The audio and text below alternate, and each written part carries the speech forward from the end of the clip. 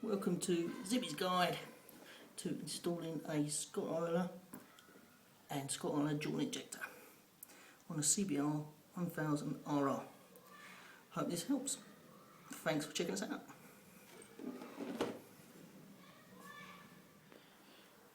Alright, first things first, to remove the seat. This particular model has some strange, they're like rubbery panels, they're slightly U-punk, you'll see they flex. And the idea being, to the best of my knowledge, is you get your little finger under them, which is almost impossible. Go for the back.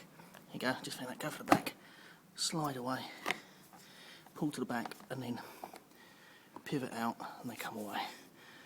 And you can see there's a little pin there, located pin, and that bit there is located in that grommet there.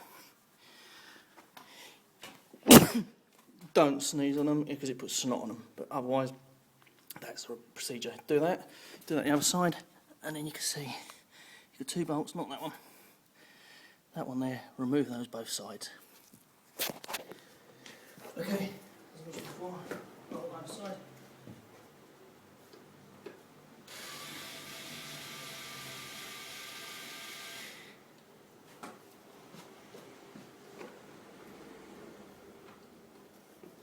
Fingers behind the plastic panel, run it to the front of the pot, pivot it forward.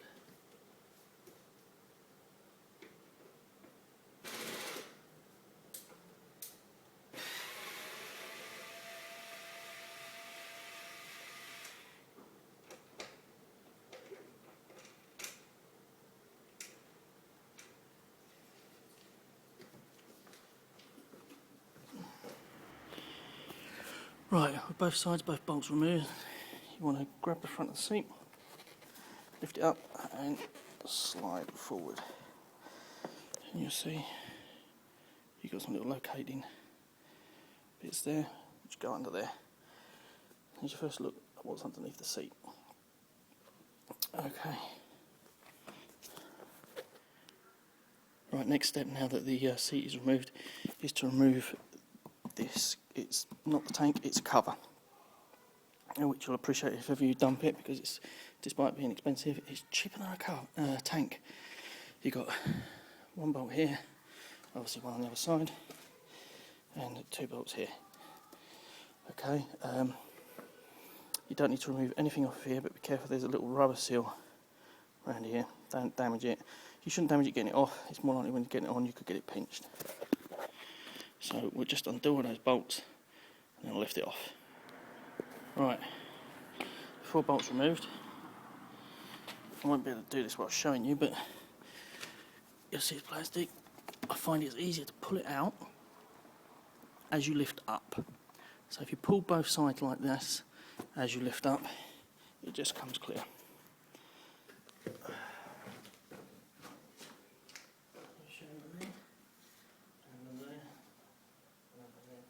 Slightly as you lift up from the back, and it just lifts clear. You're probably not going to pull it apart slightly, but I am, because there's loads of matting and stuff underneath. I'm just a bit paranoid you're going to break with it. Okay, that's what you'll be greeted with underneath the tank. Here's your real tank. Some matting and some mounting bolts here. After loosening the tank cover, taking off the 2 bolts, the tank will literally hinge up. Be careful, there's a breather hose connected. I've disconnected that, and as you see, I've literally pressed a heavy duty sort of wrench just to balance it on. This will move backwards and forwards more, but all we want to do is get in there, which I'll come back to in a minute. So literally rest it. I mean, you can remove it. I think this job is got enough steps already. Right, with the tank lifted and supported, there the 2 pipes that you want to cut into. So those ones in there, if you can see, I'm running my finger back and forwards. So I'm going to cut into one of those, and then it's got a little T thing which I've pushed into the end just so I don't lose it. This little bit here is going to bridge between the two, and you clip this onto the end. Alright, let's get a whirl. Right, you can see two vacuum pipes cut, the little breaker in the middle, and the connector on. What you can't see is the blood pouring out of my hands. If there is an easier way, please let me know. I can't believe it's a fiddly job. You can see but there must be an easier way. It's a new bike to me, so probably an easier way that you can get to that stuff in the back. I'm assuming you could probably just lift the tank, but I'd love to know if anyone knows. But if not, that's it. I've probably made every weather out of it, but that's what you're trying to do. Break into that pipe there, and put your pipe in there. Now it's a question of dropping the tank down, putting the seats back on, and then connecting the actual oil dripper, we're going to call it. I've had a good look at the options available for installation, and I think I'm going to go for this bracket affair. I was tempted with the little rubber sleeves and glue them on, but often me thinks that they're just going to come off, or the glue is going to be shit, or whatever the case may be. So I'm going to go for this and risk drilling a little hole in the side. I'll show you where. Right, I'm talking about mounting mine in here like so. So it's going to go in there. As you can see, I'm going to use this little bracket. So I'm going to drill a hole just at the top of that fairing piece there, because I figure that's going to come out in the handholds there, which will then hopefully will hold that there and give me some movement if I need it, up, down, left and right, because you can see that end piece has got to miss that piece there because the pipe's got to go backwards. Right, you can see drilled a 6mm hole in the side there. Let's say this is only my choice for fitting. Do have a good look around yourself. And that seems to be, it's going to be really tricky doing one end.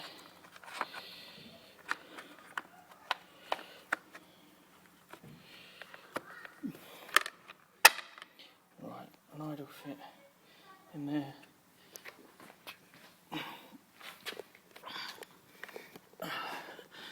So they're out of sight. If you can see, coming there. So I'm just going to put the nut on that side. Right, you can see Scottoiler chamber in the back. Make sure you've got enough room to be able to twist this. Don't put it too close to the edges, or you're just going to obscure it. You can see this pipe covers up for filling. I just routed that around there. Round the back, cable tied it there. This is a breather pipe, so the breather disappears behind there. I thought that'd give it a bit more cover. And cable tie it in case it gets dislodged.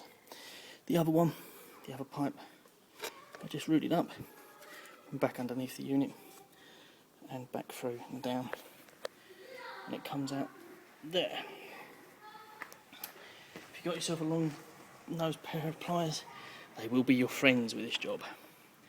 Right, so now you can see we've got the vacuum pipe and the oil pipe. So it's just a question of, I'm going to route it through there, just underneath the wiring loom. Then I'm going to send the vacuum pipe under there, so it makes its way forward. And then we're going to route the pipe down near the frame and as near the pivot point as possible, so it doesn't stretch, buckle, or pull the whole lot out. I'll show you once it's done. Right, tubes and cables routed through there. You can see the front one going to the front. I've taken the tubing, don't know if you can see, behind this brace here. It comes with a little sort of plastic tunnel affair, which I've stuck to the back of the frame so it's not visible. And word of warning, most people give you super glue in their kits and it's rubbish. Scottoiler's is very good. Sticks good. I've only just got my fingers apart. Thank you very much, Scottoiler, for supplying decent gear. Then I've routed that down. I've put one of their clips in there to guide it. That's on the frame. Then I'll put another one on the underside there. I'm trying to keep mine as inconspicuous as possible, but you don't want to, you can see the pipe there, but it's got to have some slack in it. I'm assuming it's just going to rip itself off. Just keep it well clear of this chain. But I don't think you're going to see it. And then you can see loose end fitted to this end. My pipe's a bit discoloured, yours won't be, because I already had this Scottoiler on another bike, which is testament to their quality. Right, after spending way too long on this, I was just going to fit the dual injector, Scottoiler's dual injector, to this, but you'll notice a standard Honda socket, I can't even speak today, standard sprocket has a ridge before it gets to the chain. It isn't a flat surface, it's flat here, and then there's a ridge out. I don't know if you can see that very much. So basically all that's going to happen is it's going to fill up with oil in there and fling it all around it. It's not actually going to get to the chain, and it's not going to be so the recommended fitting is sort of about, you can see you got bolts which are going to get in the way. As they spin round, it's just going to keep bashing it, and that dip's going to fill up. You'd have to actually have it right there, which is obviously you can't, because the chain will just wreck those nibs. So Mr. Scottoiler, you need to put a note saying that dual injector is not recommended for standard Honda sprocket. I'm sure when you change the sprocket it'll probably be fine, but that don't help about now. So beware if you're buying a dual injector and you've never changed sprocket on your CBR1000rr, it's not going to fit. Anyone that can tell me otherwise, do let me know. That is the Scottoiler dual injector, which I had fitted to a 97 RRV, no problem at all. It will not fit this 1000rr with standard sprocket. I mean, if yours hasn't got, just check. If yours hasn't got this ridge, it's a good 5mm ridge before it even gets to the chain. It is not going to fit. So, despite paying 30 quid for the injector, I'm going to have to piddle around with the old style fitting and bend it and make do for the time being. Okay, just to let you know, dual injector, 1000rr, no good on the standard ridge sprocket. Okay, it's not ideal, but that's what I've cobbled together. I'll put a bit of wire into the pipe to give it some rigidity so it doesn't flap. I'll put a little break point here so that if I do change, I've only got to clip this bit out and clip the new bit in. Not ideal, but I'll see how it goes. I'm reluctant to put a cable tie around it, although that's my instinct because it's going to spoil the look. But I'll give it a ride and see how we go. Just keep an eye on it. Not ideal location, but that's as good as I can get with that weird sprocket. As I say, any input, greatly appreciated. But that is an install of a Scottoiler vacuum fed. All it's needed to do now is to turn on the seat unit to prime and push the oil through. You can use the bottle feed to connect to the breather hose and pump the bottle so that the air forces it through till you get a couple of drops at the back. Clean the chain off really well, give it a wipe with that oil, not too wet, and that will help the oil disperse over the rest of the chain in my opinion. But there we go, one Scottoiler installation. Hope it helps in some way.